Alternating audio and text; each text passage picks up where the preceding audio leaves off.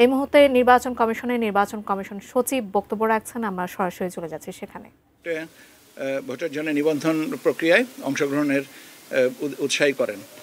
আমরা আপনাদেরকে আগেও বলেছি, আবার পুনরুক্তি করছি যে আমাদের অ্যাপ এ পর্যন্ত ডাউনলোড করেছেন 2,10,000 প্লাস এবং নিবন্ধন হয়েছে প্রায় 1 লক্ষ। কাজে আমরা আরও ন্যূনতম যারা ডাউনলোড করেছেন তারা তো ডাউনলোড করেছেন প্রবাসী ভোটার। এখন হয় কি, তাদের সুবিধা অসুবিধার সময়ের স্বল্পতা তাদের প্রাধিকারের আওতায় করবেন। যেহেতু 18 ডিসেম্বর পর্যন্ত সময় আছে, হয়তো মনে করতে পারেন ডাউনলোড করে রেখেছি, আমি 2 দিন পরে করব।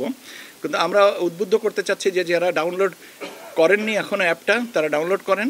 যারা আপনাদের মাধ্যমেই আজকে এটা আবারও পুনরায় বলছি, যারা অ্যাপটা ডাউনলোড করেননি ডাউনলোড করেন, যারা অ্যাপটা ডাউনলোড করেছেন তারা নিবন্ধন করেন, সো দ্যাট আমাদের এই প্রবাসী ভোটারদের সংখ্যাটা একটা আরও ভালো হয়।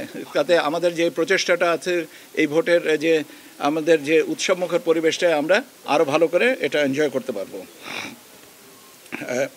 একটা কোঅর্ডিনেশন পয়েন্টের কথা চিন্তা করা হয়েছে, যেখানে নির্বাচন commission, ministry of foreign affairs, প্রবাসী কল্যাণ মন্ত্রণালয়, arm forces division, ministry of public administration and post and telecommunication ministry, এগুলো নিয়ে আমরা একটা এবং প্রয়োজনে আইসিটি বা আর যদি কোনো মন্ত্রণালয়কে আমাদের দরকার হয় তাদের করা হবে।